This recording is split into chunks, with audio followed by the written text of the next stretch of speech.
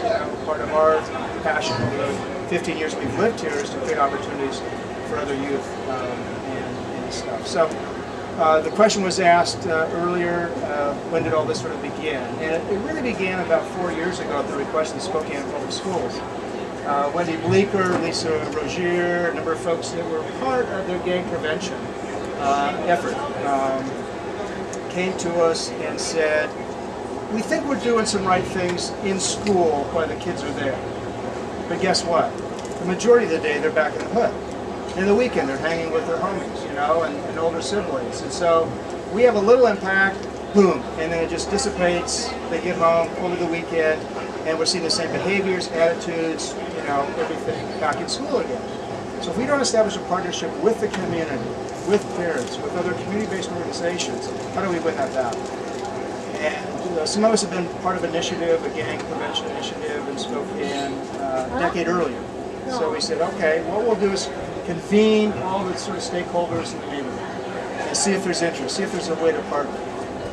And out of that, we decided we needed 5 different partners. We needed schools, we needed law enforcement, we needed the faith community, we needed existing community-based organizations that are already in relationship with those youth providing services, and we needed the business community to step up and be a part of it. That was sort of the original sort of genesis of doing something, some kind of response. And we obviously needed to further expand relationships with youth, especially those who were gang affiliated. So we created a Friday night, midnight basketball program in the gym, drop-in. That's the model we used downtown for 5 years, very successfully. And we would have 60, 70 youth showing up from any variety of number of gangs. We were on 350 10 years ago. 5 years, every Friday night, not a single incident. And it wasn't as successful as we hoped, quite frankly. The turnover was high, same kids wouldn't come, there wasn't the continuity. But the vision was, get those kids in there, get them off the street, get them involved, get some adults to help kind of come along, mentor them, be with them. And then for those who really wanted to change, move them over to the jobs not jail side, which was the workforce development, employment, entrepreneurship piece. So you want to do something, we said, we'll partner with you. You want to start a lawn care business? We'll create the capital and the infrastructure that you can go do that and make a great living. There's an 11-year-old in the neighborhood right now, he makes $250 a week with his sole landscape business. 11 years old. He's probably a better business person than I've tended to coach through this small business development center, quite frankly. It's just awesome. But that's the kind of opportunity. So if you have that initiative, you want to accomplish that in your life, then Project Hope's there to enable it. The farm piece and what gets us sort of to the market was the fact that we have assets, but they're not traditional ones, they're not ones that a lot of middle-class neighborhoods have, i.e. money. So we have more time and some to extent treasure. Folks who are unemployed.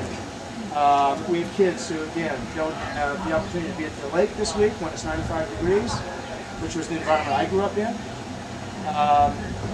Or they don't have parents who can help broker necessary relationships and create job opportunities and everything.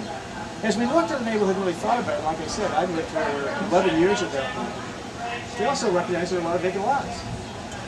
Or there were homes that had a second lot that was unused.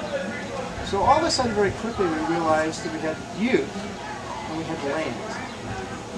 We had churches that were filled with elderly folks who grew up on their farm or who gardened and had skills and tools and knowledge.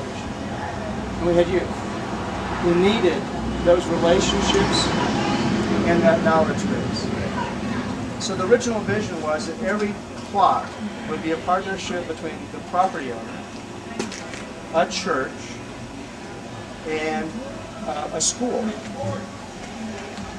So Holmes and Audubon, the two local elementary schools, in addition to the Lover, we were hoping would adopt a plot, well, and actually Bancroft, which is the homeschool consortium in the neighborhood. So those, well, Bancroft and oh shoot, the school right here. Church to be a better partner. We hope to get 2 acres of land and employ full-time 20 youth. That was sort of the original vision.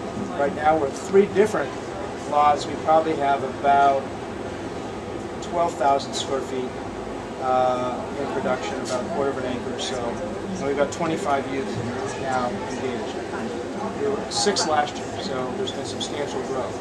Of those 5 are our youth. So Yeah, some are different 5 of the ages. 25 configuration, and we've got 3 adult site supervisors, 2 in that mix. So you start the gardening process, and we're dealing with the seeds. Now the question is, what do you do with the harvest? So if the seed to sale question came up, and if you look at West Central again as a neighborhood, it's a food desert. There are no fresh fruits and vegetables available. Not through the food banks, not through the the 7-Eleven, not through the grocery store that's really a front for beer, alcohol sales, tobacco sales. So there's no way, regardless of price, anybody could get access to good fresh fruits and vegetables, organic food.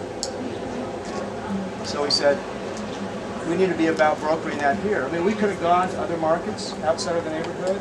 We could have sold to other vendors and stuff like that, but it wouldn't necessarily help improve the health in the neighborhood, which is real high in diabetes. It's real high in obesity. We've got all those sort of typical government challenges. So now these kids who've never oftentimes tasted really fresh fruit and vegetables are growing them, eating them, taking them home, sharing them with their families. So, the whole kind of health, food system, and local economy are all the kind of pieces. We don't call it a farmer's market because we really truly want it to be a neighborhood market. So we want to create a platform to enliven the local economy